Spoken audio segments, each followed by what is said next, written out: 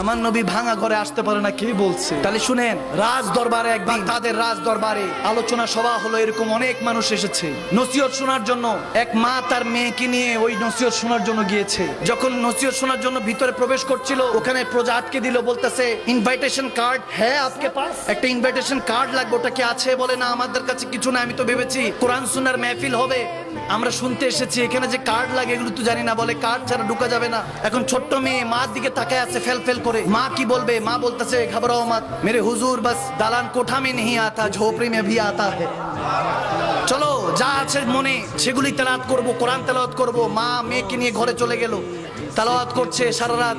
মেয়ে কিছুক্ষণ কালাম পড়ছে, নাতে পাক পড়ছে। হঠাৎ করে ফজরের আজানের সময় হলো। মা মেয়েকে ডাক দিয়ে বলে যাও পানির ব্যবস্থা করো। যখন সে ঘর থেকে বের হয়ে পানির ব্যবস্থা করতে গেল, একটা চিৎকার দিয়ে ঘরে দৌড়ে আসলো।